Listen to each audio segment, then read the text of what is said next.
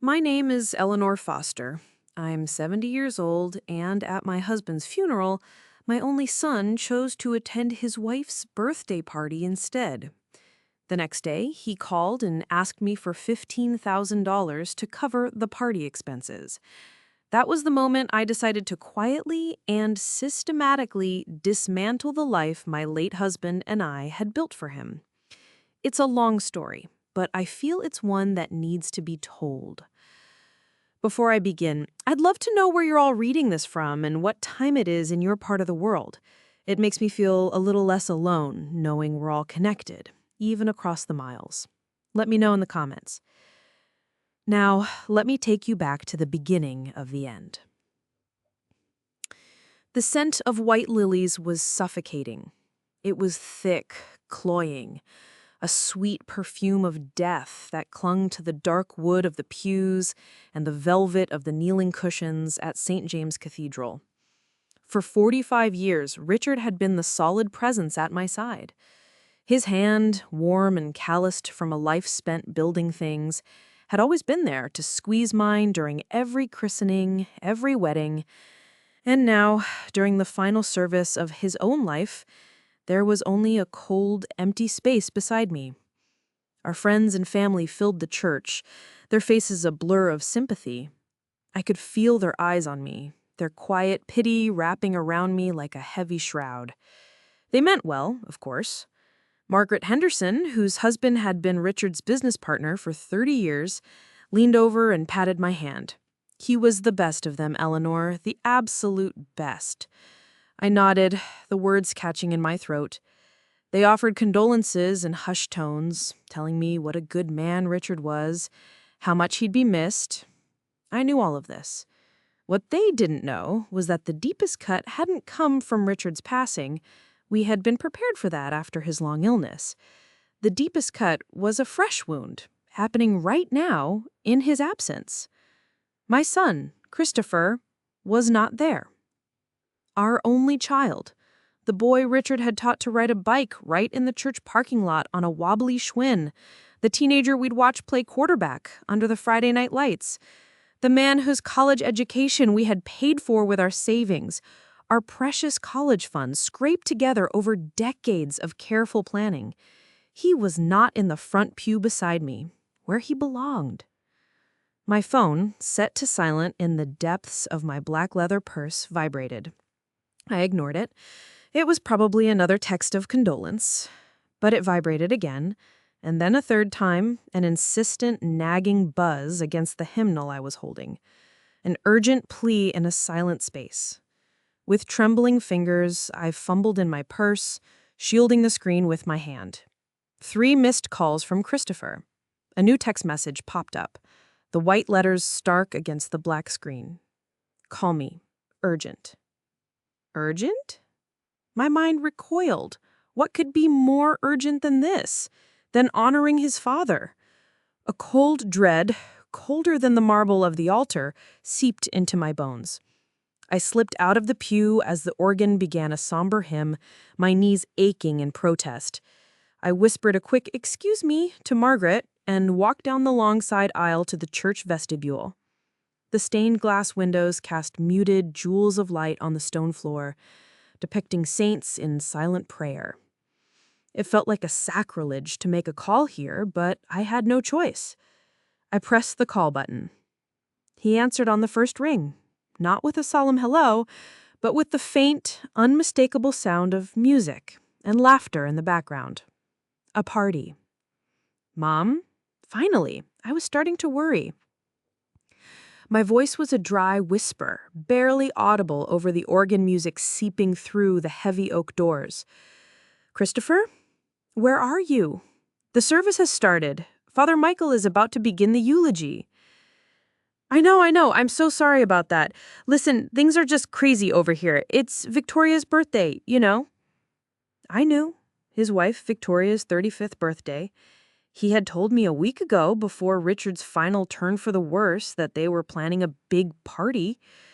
I had assumed, with the naivete of a mother who still believed in her son's basic decency, that it would be postponed. Christopher, I said, my voice gaining a sliver of strength from the sheer shock of it. Your father is being eulogized right now. Your father. Do you understand? There was a pause, a brief moment where the party noise seemed to recede, and for a fleeting second I allowed myself to hope I heard a flicker of shame. I was wrong. I know, Mom, and I feel terrible, I really do. But what am I supposed to do? We had over 100 people coming. The caterers, the band. Victoria would have been devastated. She's been planning this for a year. I leaned against the cold stone wall. The scent of lilies suddenly made me nauseous. I tried to form a sentence, to tell him about the look on Mr. Henderson's face, to tell him his Aunt Carol was weeping in the second row, to tell him how wrong this was, how much his father would have been hurt. But the words wouldn't come. My throat was a knot of disbelief. He took my silence as an opening to explain, to justify, and the logic he used was so twisted, so profoundly selfish it took my breath away. Look at it this way, he said, his tone becoming reasonable, as if explaining a simple business decision. Dad, he's not coming back, Mom. It's sad, it's horrible, but it's done. But Victoria's birthday, it only happens once a year. It's about the living, right? We have to focus on the living. It's about the living. The words echoed in the empty vestibule, mocking the silent prayers of the saints in the windows. He was choosing a party, a celebration of his wife's life, over a final farewell to the man who gave him his own. The man who had established the successful construction firm, Foster & Son, with the dream that Christopher would one day take over. The man who had given him everything. My shock was so profound it became a strange sort of calm. A numbness spread through my limbs, silencing the grief, silencing the anger. There was only a hollow, ringing clarity. The world narrowed to the phone in my hand and the cold, hard truth it had delivered. I see, I said, my voice flat, devoid of any emotion I recognized.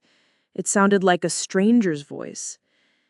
Great, I knew you'd understand, he said, audibly relieved. He had gotten what he wanted, my permission, my acceptance of his unacceptable choice.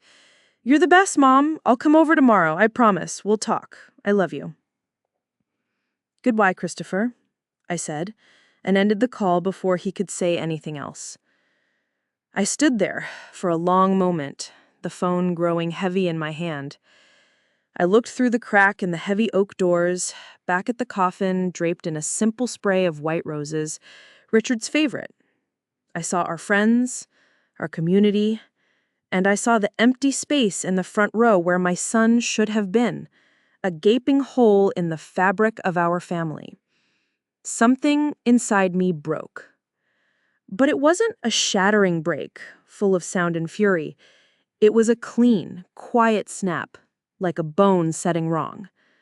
The part of me that always made excuses for him, that always saw the little boy and the grown man, that part just ceased to exist. In that cold, lily-scented vestibule, the mother and me went quiet, and a woman I hadn't met in a long time began to wake up.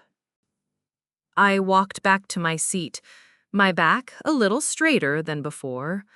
I sat through the rest of the funeral service, my face a mask of serene grief. No one could have guessed the war that had just been declared in my heart. No one could have known that I was no longer just mourning my husband, I was mourning my son, too. And I was already planning a funeral for the life he thought he was entitled to.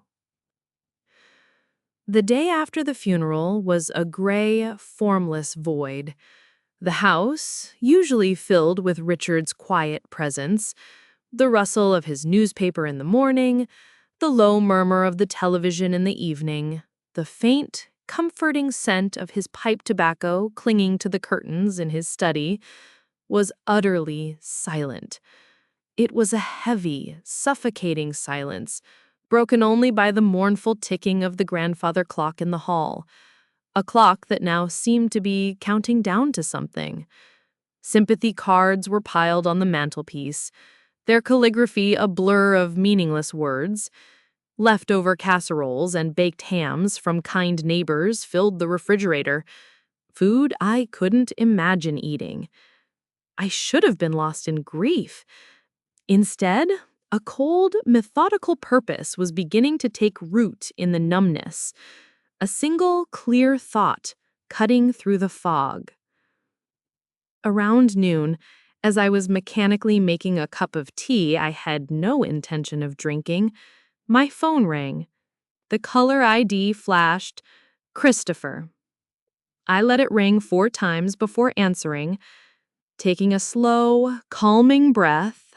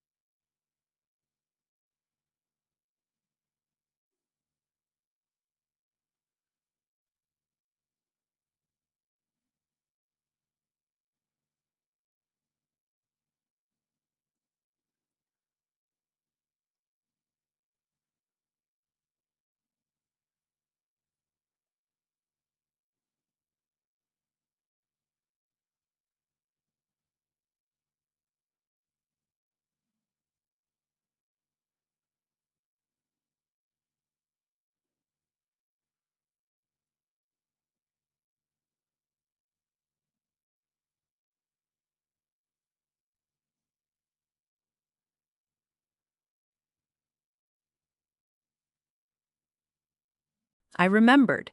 It was a simple, beautiful piece I adored. I hadn't seen it in a couple of years.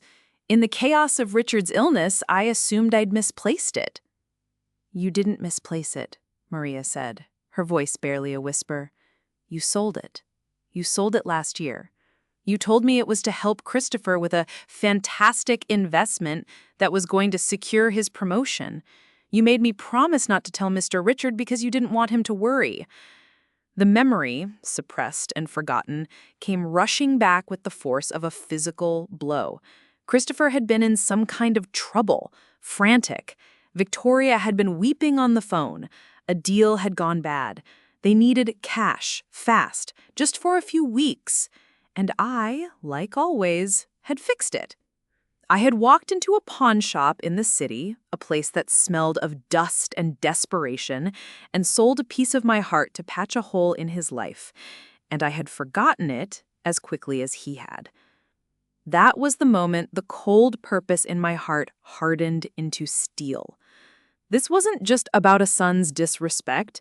This was about defending the legacy of a lifetime of love and sacrifice, a legacy my son was treating like a disposable commodity.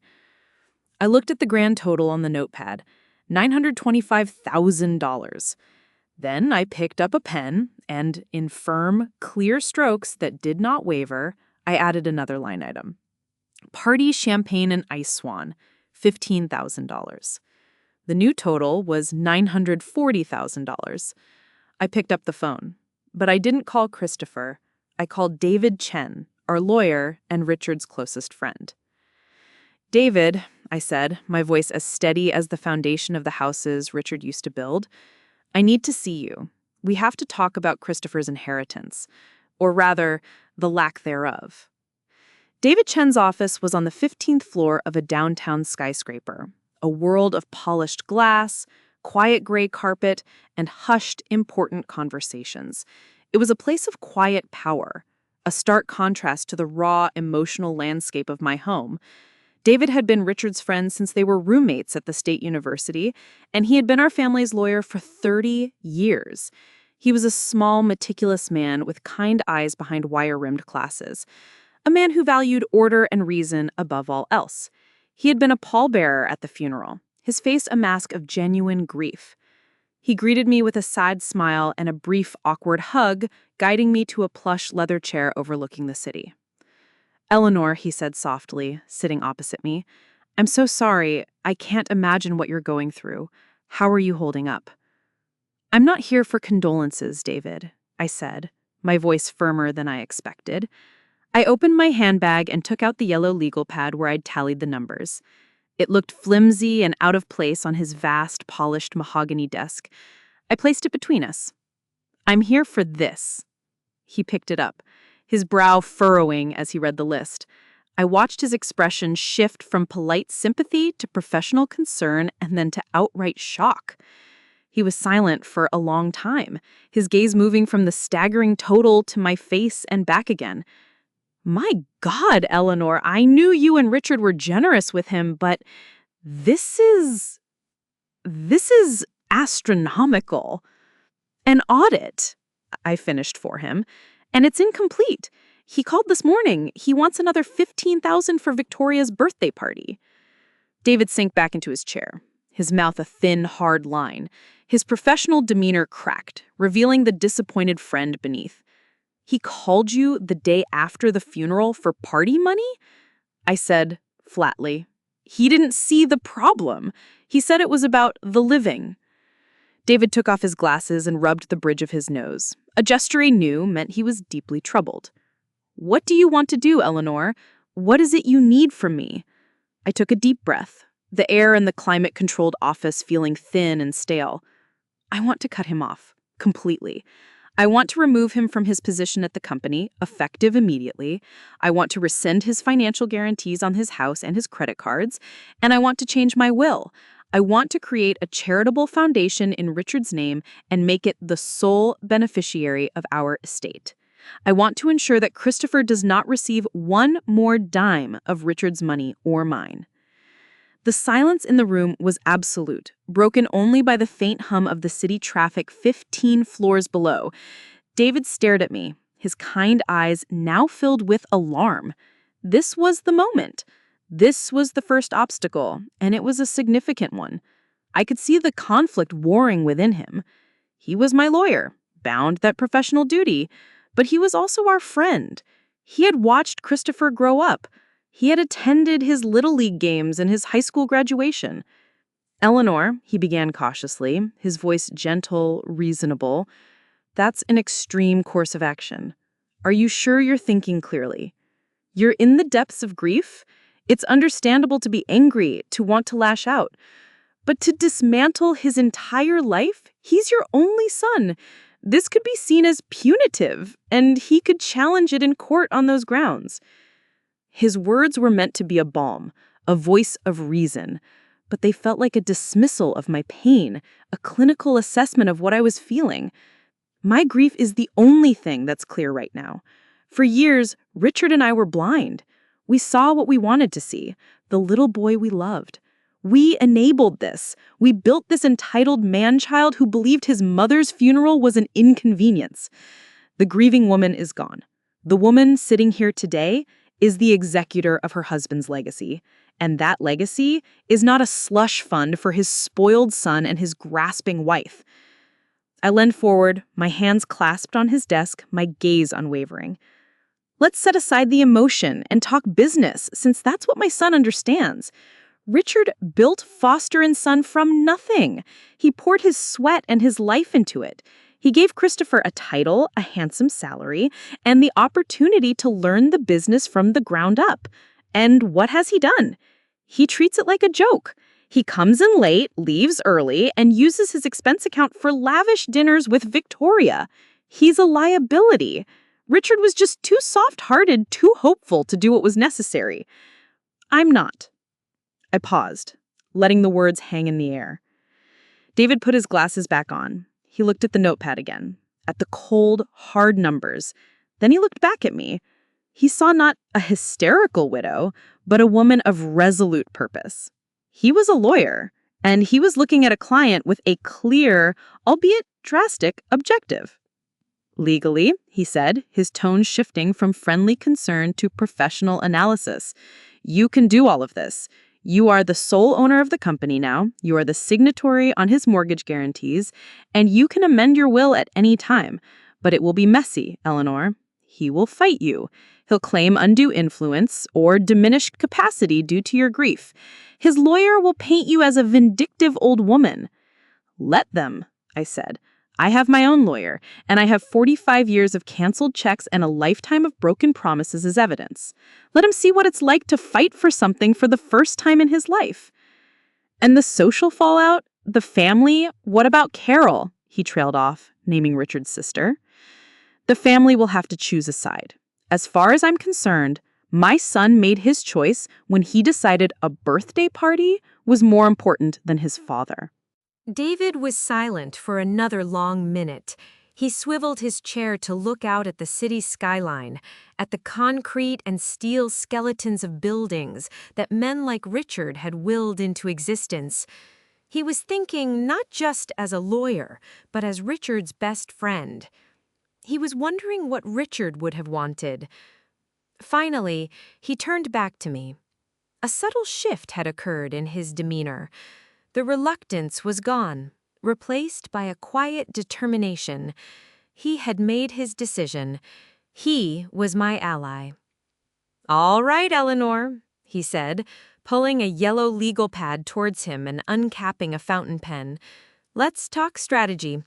The first step is to remove him from the company. We need to document his poor performance meticulously. Then we draft the letters to the banks. This has to be done carefully, by the book. No room for error, no emotional language, just cold, hard, legal facts." A wave of relief washed over me, so potent it almost made me dizzy. I wasn't alone in this. "Thank you, David." He gave me a small, sad smile. "Richard was my best friend. I owe it to him to protect what he built. Let's get to work. Before Victoria, Christopher had been different. Not perfect by any means. He'd always been a little careless with money, a little too focused on the easy way out, but there was a sweetness to him then, a core of good humor and affection that I clung to. Victoria had chiseled that away, piece by piece, with the patient skill of a master sculptor, replacing it with a brittle shell of ambition and resentment. I didn't see it for what it was at first. I saw a young woman who was beautiful, polished, and seemingly besotted with my son. I was happy for him. But looking back now, through the cold, clear lens of the present, I could see her strategy. It was a queen's gambit, a long, calculated game where she willingly sacrificed pawns to control the board. And my son and our family were the pieces she moved. Her campaign was one of subtle isolation, and I can now replay specific scenes in my mind with horrifying clarity. I remember one Thanksgiving, a couple of years after they were married. It was a full house. Richard's sister Carol and her family were there, along with some old friends. I had spent days cooking, making all of Richard and Christopher's favorite dishes, the oyster stuffing, the sweet potato casserole with marshmallows, the pumpkin pie from scratch. They arrived an hour late, holding up the entire meal. Victoria swept in, a vision in cashmere dress that probably cost more than my entire outfit. She kissed the air near my cheek, her perfume overpowering the scent of roasting turkey. She surveyed the bustling kitchen and the table I had so lovingly set with our best china. "Oh, Eleanor, you went to all this trouble," she said, her voice dripping with condescension disguised as praise. It was loud enough for everyone in the dining room to hear. "You really shouldn't have. Next year, you must let us host at the country club. They have a wonderful Thanksgiving buffet. It's so much less work for you, and honestly, who has the time for all this anymore?" She was telling me, in her polite, cutting way, that my home, my traditions, were no longer good enough. They were quaint, outdated, a chore. She was replacing them with her own, shinier versions. Christopher, who once devoured 2 helpings of my oyster stuffing, just nodded along, putting an arm around her. "It's a good idea, Mom. Less stress for you." He didn't see the insult. He didn't see his Aunt Carol's face tighten. He only saw the appeal of outsourcing family tradition, of convenience over connection. That was the first time I felt like a stranger in my own home. Her financial maneuvering was just as skillful. It was never presented as greed. It was always an investment in their future, a future she painted as rightfully theirs. I recall one evening they came over for dinner, and Victoria spent the entire time talking about a promotion Christopher was up for at the company. "It's just that the board needs to see him as a serious player, Richard," she said, directing her words to my husband, but her gaze at me. "The car he's driving, that old thing you gave him, it just doesn't project success. We were looking at a new BMW. It's not just a car, it's a statement. It shows he's ready for the next level." "The old thing is a 3-year-old sedan with less than 30,000 miles on it," Richard had said, his voice dry. "But it's not a BMW," Victoria had replied with a tinkling laugh, as if he'd missed the entire point. 2 weeks later, Christopher called, asking for a short-term loan for a down payment on a new car. Richard had refused, but later that night, I heard them arguing in their bedroom. The next day, I transferred the money to Christopher's account from our savings. I told myself it was to keep the peace. Now I know it was a surrender. I was a pawn she had successfully turned against my own king. The most insidious part of her strategy was how she masterfully created a narrative in which she and Christopher were the heroes of their own story, battling against the cautious, old-fashioned ways of his parents. We weren't a safety net, we were an obstacle. Our love wasn't a gift, it was a form of control. This manipulation reached its peak in the months leading up to Richard's death. As he grew weaker, Victoria's visits became less frequent. When she did come, it was with an air of strained martyrdom. "Poor Richard," she'd sigh, standing in the doorway of his room, never getting too close, as if his illness were contagious. "Chris is just beside himself with worry. It's affecting his work, you know. He's so stressed he can barely function.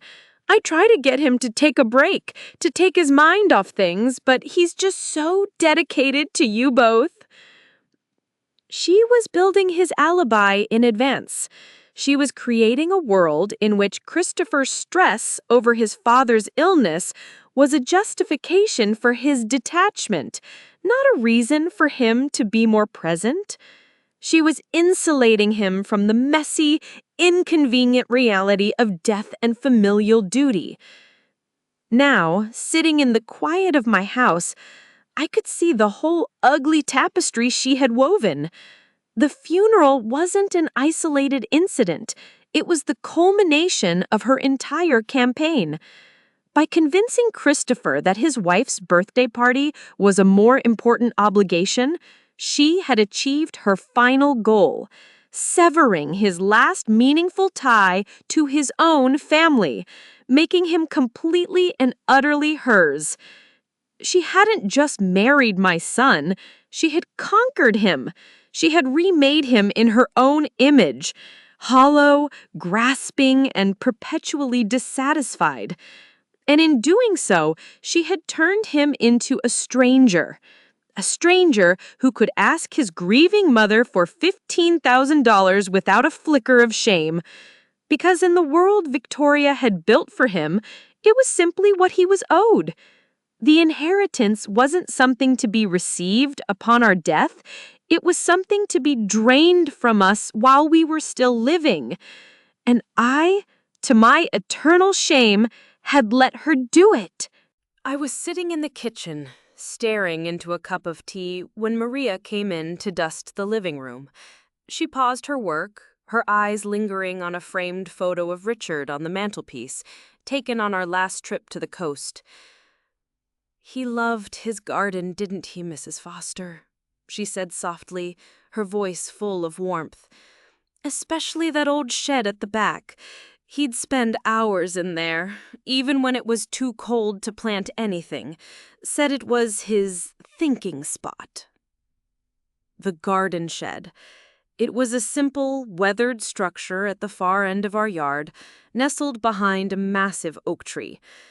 It was filled with terracotta pots, bags of soil, and the rich, loamy scent of earth and rust.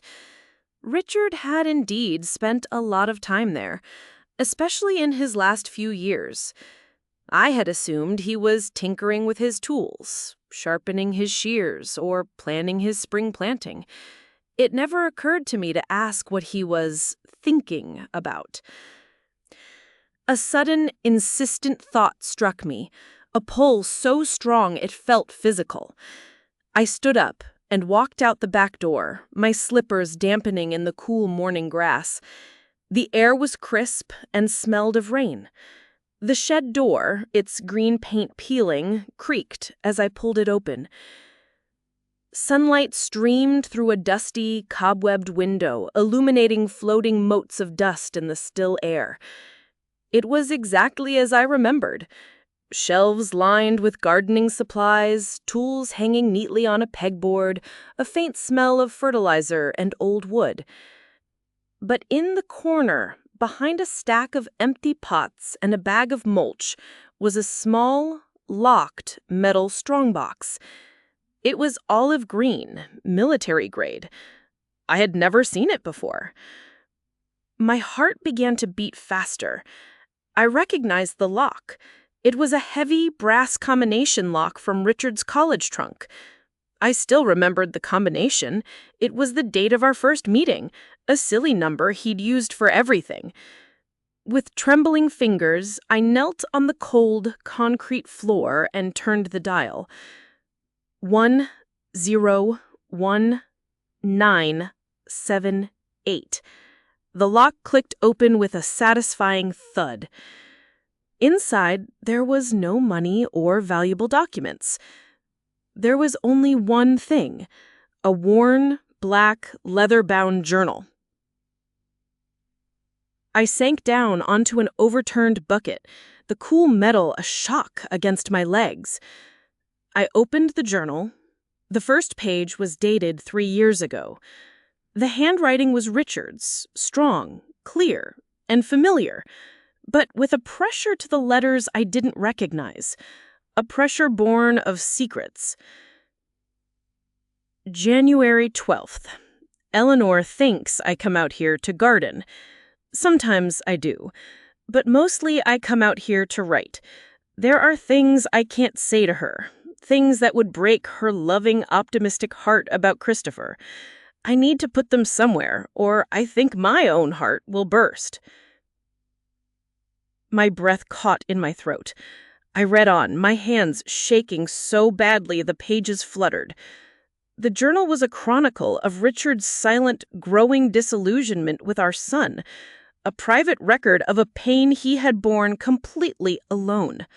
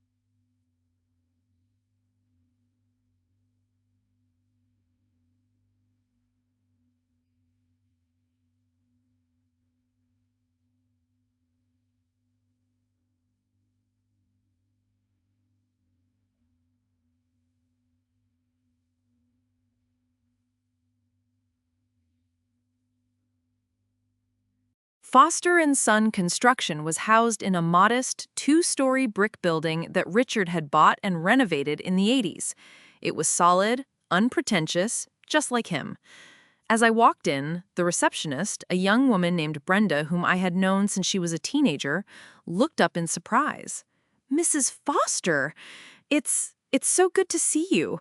I'm so sorry for your loss." "Thank you, Brenda. It's good to see you too," I said, my voice calm and measured. "Please ask the board members, Mr. Henderson, Mr. Gable, and my son Christopher, to meet me in the main conference room in 10 minutes. And please hold all my calls." "Of course, Mrs. Foster," she said, her eyes wide with curiosity. I walked to the conference room, the one with the long oak table where Richard had signed countless deals, and where I had, on occasion, sat by his side during holiday parties. I took my place at the head of the table, in his chair. It still felt warm. I opened my briefcase and laid out 3 identical folders on the polished wood. Then, I waited. The 2 senior board members, Bob Henderson and Frank Gable, old friends of Richard's, came in first. They were good, solid men who had helped Richard build the company from the ground up. Their faces were etched with concern and sympathy. They offered their condolences again, and I thanked them and asked them to sit. Christopher was the last to arrive. He sauntered in 5 minutes late, holding a steaming cup of coffee, a look of mild annoyance on his face. "Mom, what's this about? Brenda said it was urgent. I was in the middle of a call with a supplier." "Sit down, Christopher," I said. My tone was not unkind, but it was firm, and it made him raise an eyebrow. He slumped into a chair across from me, tapping his expensive pen on the table impatiently, a picture of put-upon importance. I looked at each man in turn, making eye contact. "Gentlemen, thank you for coming. As you know, with Richard's passing, the full ownership of Foster and Son has transferred entirely to me. I have spent the weekend reviewing the company's performance, its leadership, and its future." I slid the 3 folders across the table, one in front of each of them. In your folders, you will find a summary of the company's recent financials. You will also find a detailed performance review of our Vice President of Development, Christopher Foster. Christopher stopped tapping his pen. He looked at me, a smirk beginning to form on his lips, as if this were some kind of quaint maternal joke. He opened his folder with a theatrical sigh. "The review," I continued, my voice even and clear, "documents 42 days of unexcused absence in the past year, an expense account that is 200% over budget, with a majority of receipts from high-end restaurants, golf clubs, and luxury goods stores, and 3 major development projects that have stalled due to missed deadlines and a failure to secure necessary permits. Deadlines, I might add, that your father had repeatedly warned you about, Christopher." The smirk on his face vanished, replaced with a flush of angry red that crept up his neck. "What is this? This is ridiculous. Dad approved those expenses.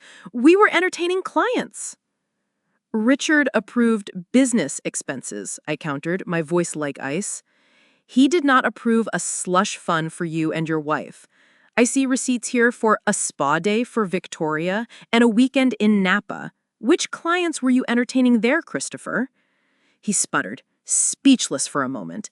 He looked to Bob and Frank for support, but they were grimly studying the documents in their folders.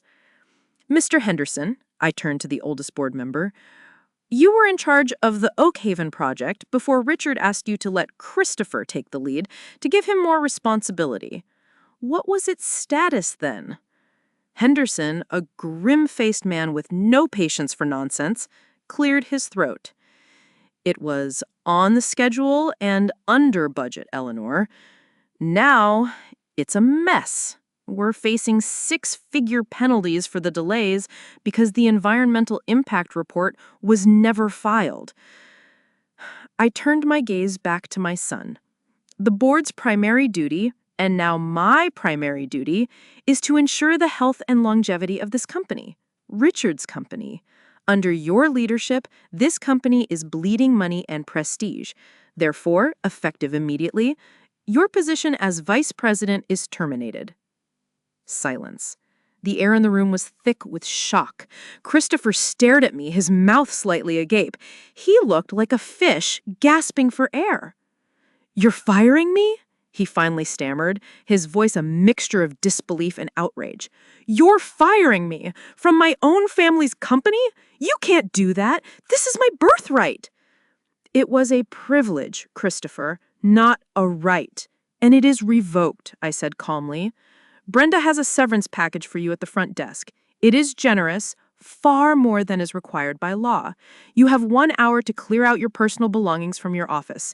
Security will escort you out." He shot to his feet, his chair scraping loudly against the floor. "This is insane. This is because of the funeral, isn't it? You're doing this to punish me. You're being vindictive." "I am doing this," I said, my voice rising just enough to cut through his tantrum, "because you are incompetent. You are a liability that Foster and Son can no longer afford. Your father's sentimentality allowed you to hold a position you never earned and were not qualified for. That sentimentality is no longer a factor in our business decisions." He stared at me, his eyes blazing with hatred I had never seen before. It was the look of a spoiled king being dethroned. He turned to Henderson and Gable for support, but they wouldn't meet his eyes. They were looking at their folders, at the damning evidence in black and white. He had no allies here. Without another word, he stormed out of the room, slamming the door so hard that the framed photo of the original team on the wall rattled. The meeting was over. My first cut had been made. It was clean, swift, and brutal. I went home feeling not triumph, but a heavy sense of finality. An hour later, my phone rang. It was not Christopher. It was his Aunt Carol, Richard's sister. Her voice was hysterical. "Eleanor, what have you done?" she shrieked into the phone. "Christopher just called me. He's in pieces.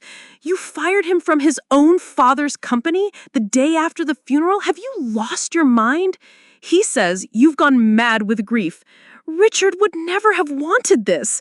Never. Family is family, Eleanor. How could you be so cruel?" This was the first shot in the second battle, the battle for the family. "Carol," I said, my voice weary but firm, "you don't know the whole story. You don't know what he did. I know that you just destroyed your own son's life over a mistake," she sobbed. "I can't even talk to you right now." She hung up. I sank into a chair, the weight of it all pressing down on me. I knew this would be hard, but I was just getting started. The firing was the first domino. In the weeks that followed, I worked with David Chen to push over the rest, one by one. Our strategy was quiet, legal, and relentless. There was no emotion in our correspondence, only the cold, hard language of contracts and consequences. The second domino was the house. Their sprawling, 5-bedroom house in the exclusive suburb of Oak Ridge was a monument to their unearned wealth. More importantly, Richard and I were the guarantors on the mortgage. Our financial standing was the only reason the bank had approved such a massive loan for a 30-something with an inconsistent work ethic and a wife with a taste for couture. David drafted the letter. It was a simple, formal document sent via certified mail to the vice president of the lending institution. It informed the bank that due to a material change in circumstances following the death of the primary guarantor, Richard Foster, the Foster estate was formally and legally withdrawing its financial guarantee for the mortgage of Christopher and Victoria Foster, effective in 30 days. A week later, I received a call from David. "The bank has issued them a formal notice," he said, his voice professional and calm. "They have 30 days to refinance the entire mortgage on their own merit and income. If they fail to secure new financing, the bank will begin foreclosure proceedings immediately." I imagined the scene inside that perfect beige and white house. I imagined the certified letter arriving, the thick envelope a harbinger of doom. Christopher, without the inflated salary from Foster and Son, had no hope of qualifying for a loan of that size. The clock was ticking on their manufactured kingdom. The third domino was the constellation of credit cards and lines of credit we had also co-signed for over the years.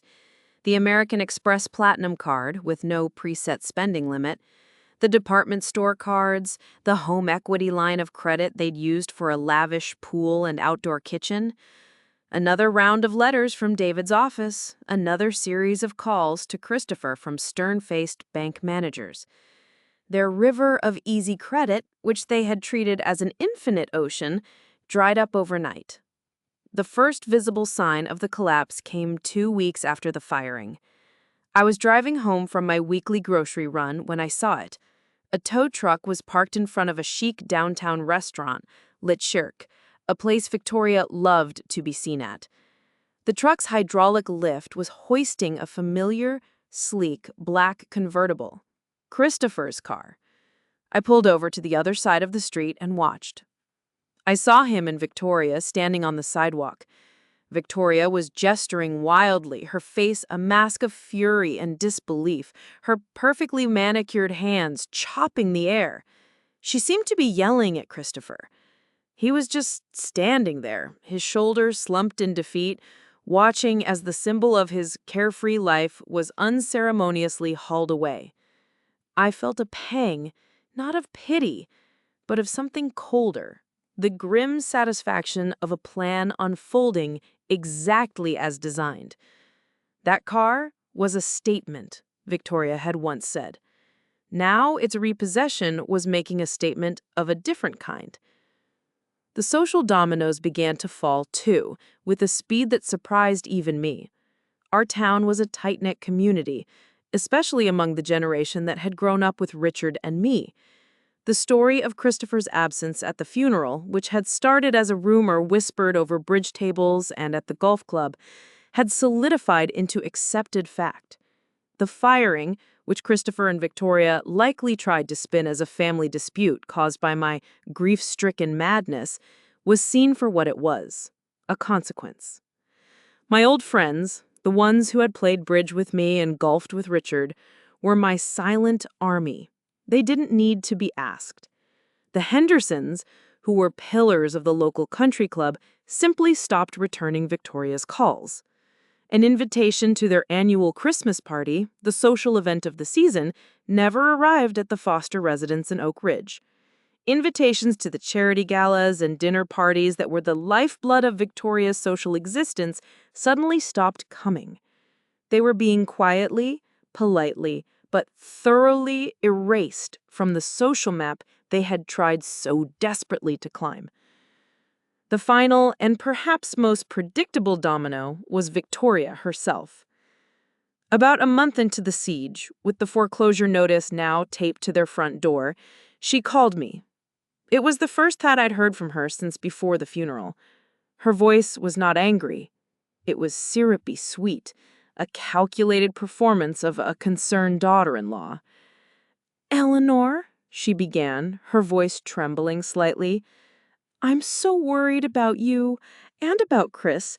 This isn't like you. I know you're grieving, but what you're doing is destroying him." I listened silently, picturing her in her walk-in closet, probably surrounded by designer bags she could no longer afford. Richard's journal had been my inoculation against her charms. I knew exactly who she was. "I have tried to talk to him," she continued, a sob catching in her throat. "I've told him he needs to apologize, to make things right with you, but he's so stubborn, so proud. He won't listen to me." She was laying the groundwork, positioning herself as the innocent victim, the peacemaker caught between a grieving, unstable mother-in-law and a difficult husband. She was trying to secure her own social landing spot before the ship sank completely, hoping to arrange a soft divorce and be seen as the wronged party. "Is there a point to this call, Victoria?" I asked, my voice devoid of warmth. Her syrupy tone evaporated. A cold, hard edge crept in. "The point is, Eleanor, that you are being cruel. You are tearing this family apart over a mistake." "It was not a mistake," I said, my voice low and clear. It was a choice. Just as every dollar you both took from us was a choice. Just as this phone call is a choice. You are not calling out of concern for me or for your husband. You are calling because the money has run out. You are calling to see if this can be fixed so your comfortable life can continue. The answer is no. There was a stunned silence on the other end of the line. I had refused to play my part in her little drama. "You will regret this," she finally hissed, the mask of civility gone completely. "You will end up a bitter, lonely old woman with no one." "I am already a lonely old woman, Victoria," I said quietly. "Your husband made sure of that. But I would rather be lonely with my dignity than surrounded by parasites. Goodbye." I hung up. A week later, it was over. Christopher called me. His voice was hollow, broken, a ghost of its former arrogance. "She's gone, Mom," he whispered. "She packed her bags this morning. All the jewelry, the designer clothes, she left her wedding ring on the empty kitchen counter." He paused, and I heard him take a ragged breath. She said she didn't sign up for a life of failure. She said you let you ruin us." The queen had sacrificed her king. Her gambit had failed, and she had swept the pieces off the board and walked away. I didn't feel triumph. I didn't feel pity. I felt nothing at all. He was alone now. Utterly and completely alone. In a house that was no longer his, with a life that was collapsing around him. He was finally lost, just as his father had known he needed to be. The stage was set for the final act. The notice for the foreclosure auction was published in the legal section of the local paper, a small block of text buried among other tales of financial ruin. The house, the one Richard and I had helped them buy, the one where I'd once imagined grandchildren playing on the lawn, was being sold on the courthouse steps. It was a public humiliation, designed to be the final, crushing blow. But for me, it was an opportunity. "You want to buy it?" David Chen asked, his eyes wide open with disbelief when I laid out my plan. We were in his office, the final phase of our campaign ready to be launched. The air crackled with a strange, nervous energy. "I don't want it for myself, David," I corrected him. "I want to control it. I want to ensure it doesn't just fall into the hands of some developer who will tear it down and put up a monstrosity. It was paid for with Richard's hard work. It should serve a purpose that honors him." My plan was simple, yet audacious. I would not attend the auction myself. My presence would create a circus. Instead, David would act as my proxy, bidding on behalf of a newly created entity. The winning bid would be made in the name of a foundation I had been working with David to establish over the past month. On the day of the auction, a crisp November morning, the courthouse steps were crowded. It was a motley crew of professional real estate developers in sharp suits, hopeful house flippers in work boots, and a handful of curious onlookers drawn by the drama of a public downfall. I was not there, but I might as well have been. I sat in my kitchen, Richard's journal open on the table before me, my source of strength, while David kept me updated with quiet, efficient text messages. "Arrived. About 30 people here. The usual vultures. No sign of him yet." I waited, my teacup cold in my hands. I pictured the scene. The stern-faced auctioneer, the rustle of papers, the air of predatory anticipation. A few minutes later, another text. "He's here. Looks terrible. Unshaven. And Carol is with him." My heart twisted. Aunt Carol, Richard's sister, my sister-in-law, was still trying to save her nephew. I imagined she had given him some money, perhaps a cashier's check for a deposit to try and stop the sale, a futile, desperate gesture of family loyalty. Her presence added a layer of profound family tragedy to the public spectacle. She was a good woman, blinded by her love for her poor, lost nephew. The bidding began. The auctioneer's voice, a rapid-fire monotone, started the proceedings. The opening price was the outstanding amount on the mortgage, a little over $500,000. David's texts came in a steady stream, a staccato report from the battlefield. Bidding is active. A developer named Marcus Kane is the main competition. He's aggressive. We are at $550K. Kane at $575K. Our bid at $600K. Kane is hesitating. The numbers climbed.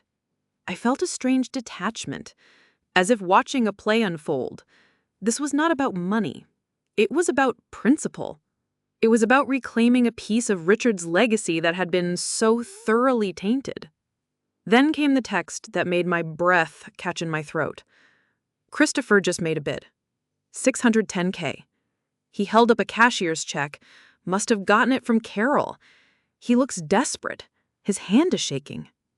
My son, bidding on the ruins of his own life, with money from his aunt, who believed she was performing an act of familial mercy. The pathos of it was overwhelming. He was fighting, finally, but he was fighting with the wrong weapons for the wrong reasons, trying to buy back a life he never truly earned in the first place. Kane is out, David texted a moment later. He shook his head. It's just us and him. I thought for a moment. Christopher's bid was an act of pure, unadulterated desperation. It was likely every penny Carol could give him. He had no more ammunition. He was bluffing with his last chip in a game he didn't understand. I texted back a single word. Finish it. There was a pause. I imagined David, calm and impassive, raising his hand, signaling his bid to the auctioneer. The text came through. Our bid, $650,000. The price jump was significant, a clear signal of overwhelming force. It was designed to crush any remaining hope. There was a long pause. I waited, my knuckles white as I gripped my phone. I could almost hear the auctioneer's call. Then the final text arrived. Going once, going twice, sold. The house is ours. David called me a minute later. His voice was low, but I could hear the controlled energy in it. It's done, Eleanor. It's over. I asked him what happened, needing to know the details, needing to see the final frame of the picture. Christopher, he just crumpled. When he heard the $650K bid, he knew it was hopeless. He looked at Carol, and she just shook her head, tears in her eyes. He lowered his head. He didn't even watch the final call. Carol is with him now, holding his arm. She looks horrified. I think she's finally starting to understand the scale of this, that her nephew wasn't just fighting his mother, but a force he couldn't comprehend. Now for the last part, David, I said, my voice quiet. The reveal. As instructed, he confirmed. The auctioneer, as required by law, had asked for the name of the buyer for the public record. David, standing in front of the assembled crowd, in front of my son and his sister-in-law, had made the announcement. His voice, he told me later, was clear and steady, carrying across the courthouse steps with a lawyer's precise diction. The winning bidder and new owner of the property at 12 Oak Ridge Lane is the Eleanor and Richard Foster Memorial Foundation. A collective gasp went through the crowd. The whispers started instantly, a wave of understanding rippling through the onlookers, connecting all the dots. The son who skipped his father's funeral, the foundation named for his parents, the public seizure of his home. It was a story too dramatic, too poetic to be misunderstood. Christopher's humiliation was now complete. It was not just a financial transaction. It was a moral judgment delivered on the steps of the courthouse. I had not just taken his house. I had transformed it. From a symbol of his selfish greed, it was now a monument to the parents he had disdained. The final gavel had fallen, not just on a piece of property, but on the life he had known. A week after the auction, he came. I was in the living room, trying to read a novel, but my eyes kept scanning the same paragraph over and over again. Then the doorbell rang. A single, hesitant chime. I knew it was him. I had been expecting it, steeling myself for it. I took a deep breath, placed my book on the end table, and walked to the door. I opened it to find my son standing on the porch, a stranger silhouetted against the pale, unforgiving light of a late autumn afternoon. He was thin, his expensive suit now hanging off his frame like a costume he had forgotten to take off. His face was pale and unshaven, his eyes hollowed out and haunted, stripped of their former arrogance. He looked like a man who hadn't slept in a week. He couldn't seem to meet my eyes, his gaze fixed on the welcome mat at his feet. "Mom," he said, his voice a hoarse whisper that was merely carried away by the wind. I didn't say anything. I didn't need to. I just stepped back, holding the door open for him to come in. He walked into the house he grew up in, looking around the familiar foyer as if he had never seen it before. He stopped in the middle of the living room, in front of the fireplace where his childhood photos still sat on the mantel. Christopher on his first day of school, Christopher at his high school graduation, Christopher with Richard and I on a long-ago family vacation.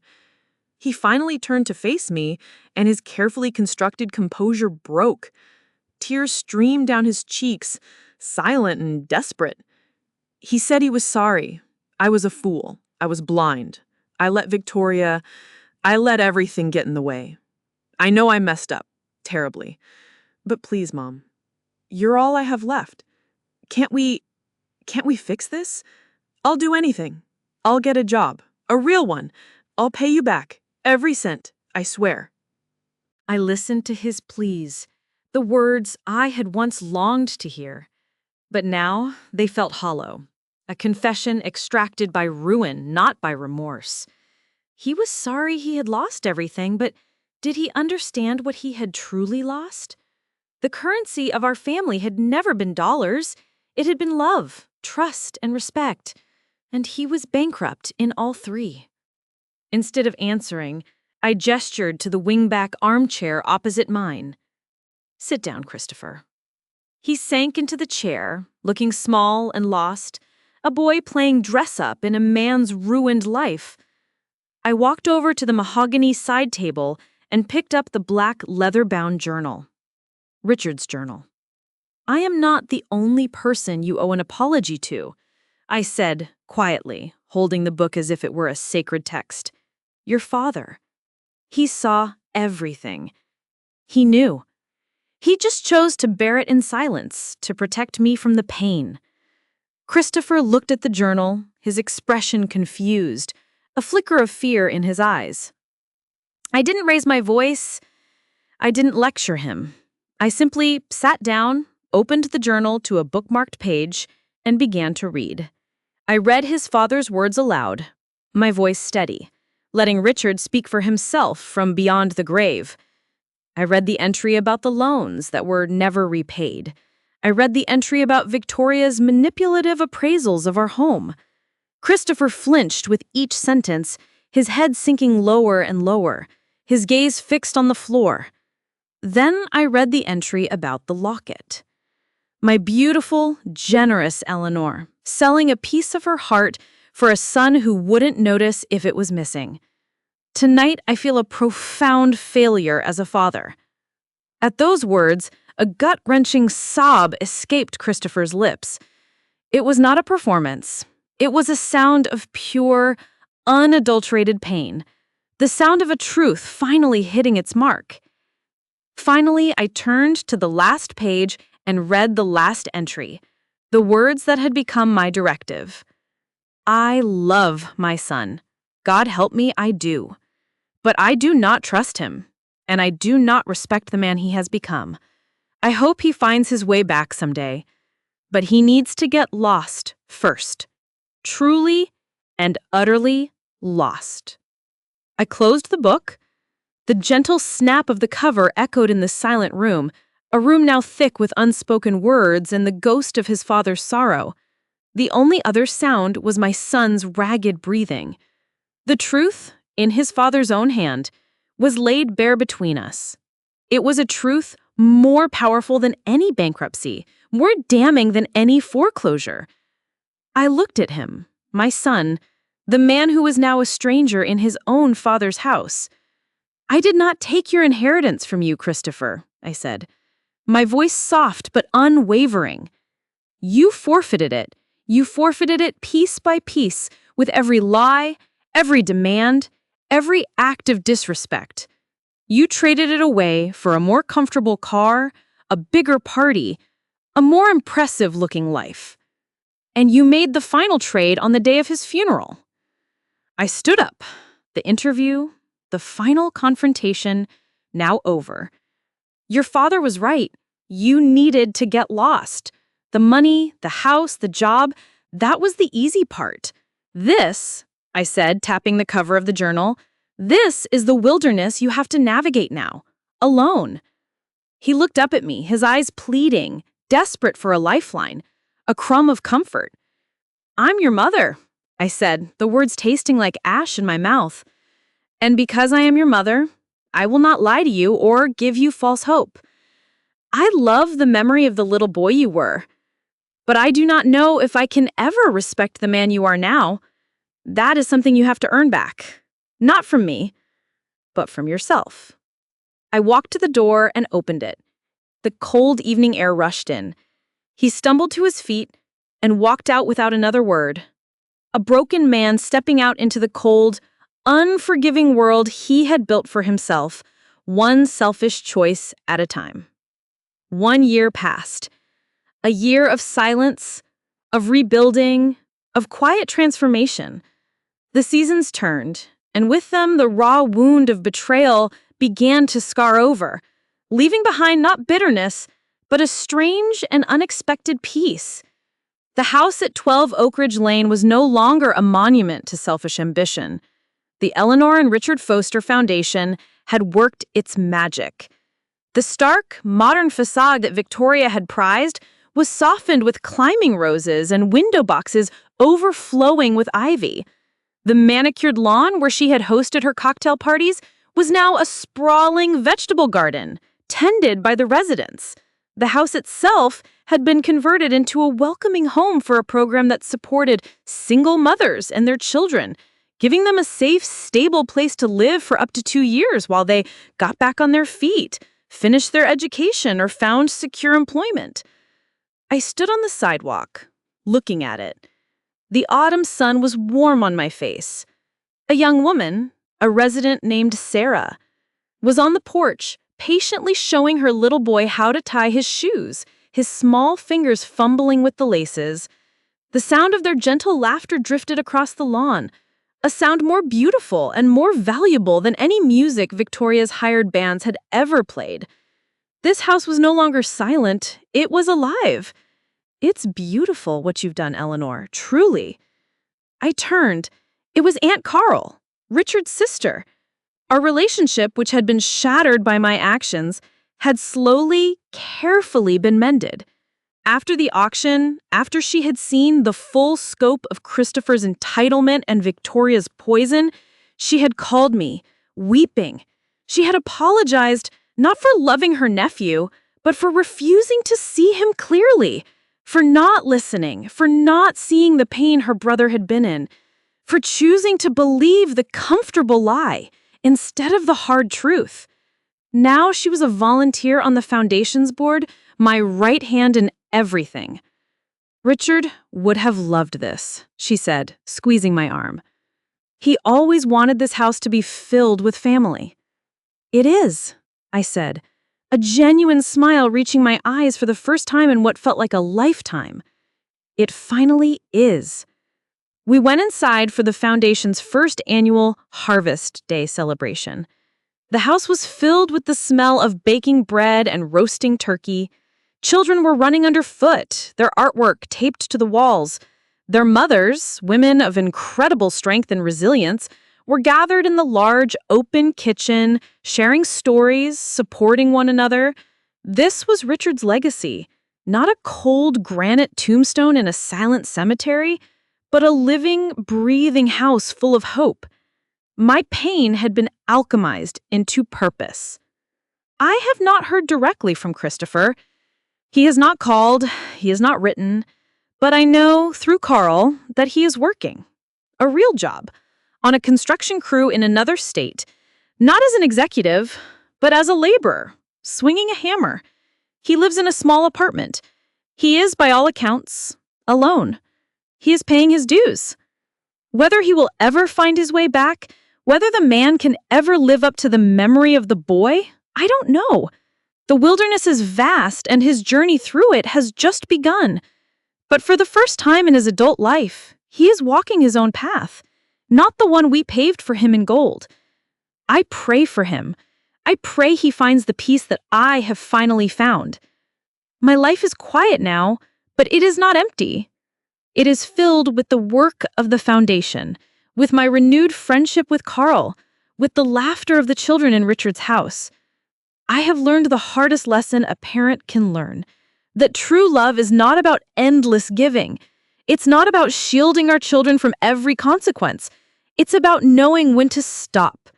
It's about honoring your own worth enough to demand respect. It's about understanding that sometimes the most loving thing you can do for a child is to let them fall, so they can learn on their own how to stand up. My name is Eleanor Foster. I am 70 years old, and I have taken back my life. I have honored my husband, and I have, I hope, given my son the only gift I had left to give him, the chance to become a man. Thank you for listening to my story. It means the world to me. If you've ever felt your sacrifices were taken for granted, or that you had to fight to reclaim your own value, please share your own thoughts in the comments below. Your stories matter.